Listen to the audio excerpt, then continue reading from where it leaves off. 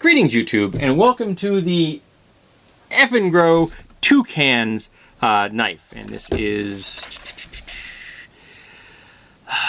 CH 2008, also X0027JR2M7. So let's get that out of my way. So first thing you're going to notice right off the bat is these wonderful scales, and with this great cutouts in them. And it's got this vaguely Aztec thing going on there, which kind of makes sense, seeing as they're calling it the Toucans, you know, kind of making the South American connection. It is a single position, tip-up carry knife. It has a lanyard hole, which is of ample size, closed construction, and the lanyard hole goes all the way through that G10 spacer in the back, so you're not going to have to worry about your edge ever coming in contact with your lanyards if you should choose to use one. The knife is not light. This is a fairly hefty knife. Let's get this in.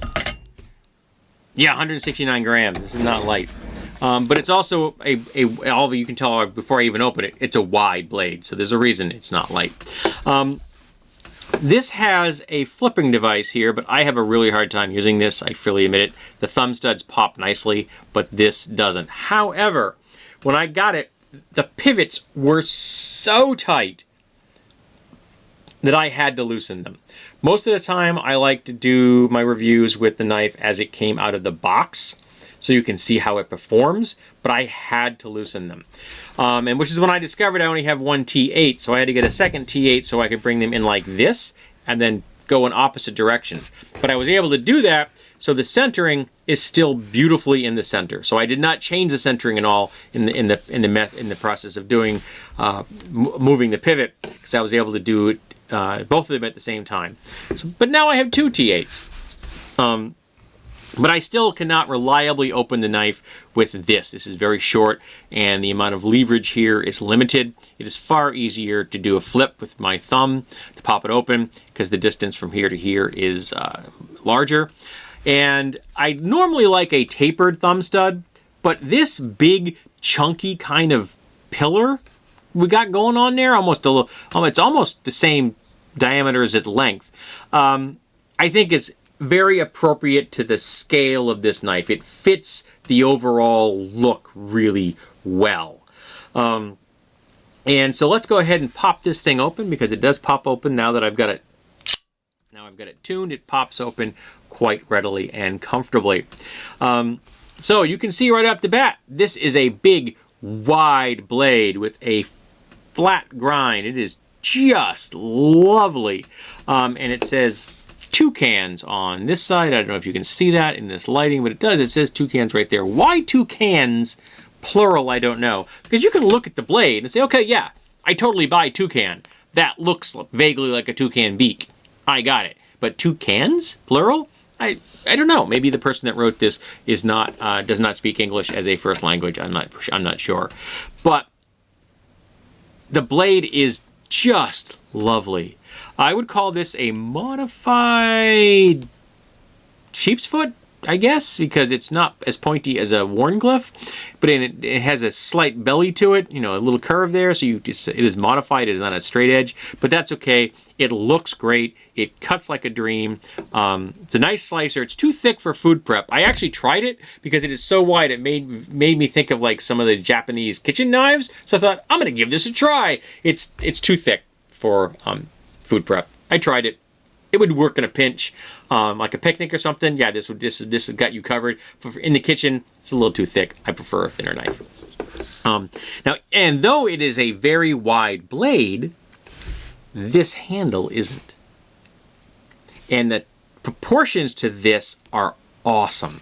And it is incredibly colorful. In fact, when you get your fingers in here, you can almost, it is almost, like I said, almost kitchen style, and that the edge almost touches before your fingers do. They're almost exactly the same.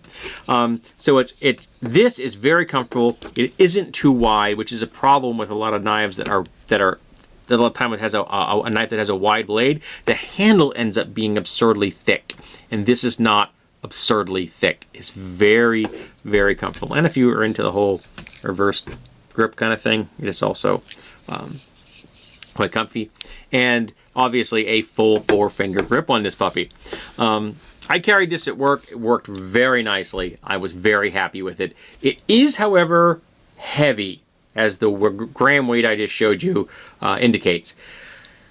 I mean, I can notice this when it's in my pocket. When I'm moving around, the knife is big enough and heavy enough that I can feel the weight move as I'm moving around from place to place and I'm walking. So that's probably going to be a turnoff for folks. But I am wearing jeans. If you wear pants that are a tighter pocket, maybe that wouldn't be an issue. But I'm just wearing work jeans, so my pockets are a little on the sloppy side. So because of that, this knife was actually noticeable in my pocket when I'm moving around. That's not something I can say of many knives, because most knives are not this heavy. It's very wide. It takes up a lot of pocket real estate. There's no denying that. This is not going to be my EDC forever because it is just too wide. Getting into my pocket, it's like half of my damn pocket's gone, and that's kind of annoying. Now, some folks are going to say, well, you know, you've got the pivot too tight, which is why you can't use that really nifty, clever little lever thing. Let me show you. I don't have the pivot too tight. So let's open this up. I can drop that blade close. The pivot is not too tight. The pivot is perfect. It is nice pop, but everything is still rock solid, and it's centered. So I've got the tension the way I want it. It's just that I don't think that this is really... So yeah, I get it that time. I don't always get it. And it isn't as fast, and it isn't as comfortable as just using the thumb studs, which is a natural motion. If you're a knife carrier, you know, doing that is second nature. You don't even think about it. So doing the other method, that is less common. I don't have many knives that have that particular feature. So it is an issue for me. I prefer the thumb studs to that little lever on the back of the blade, though I do find it kind of attractive. The jimping on this here is present. It is not aggressive at all. It's quite comfortable. So if you're doing this or you're doing this, it works like it's supposed to, but it doesn't hurt your fingers at all. I find it interesting that this is got a stonewash finish, but this doesn't. So they did the stonewash, then they did the final grind. I still find that fascinating that they didn't do the final grind first and then stonewash it. They stonewashed it and then did the final grind.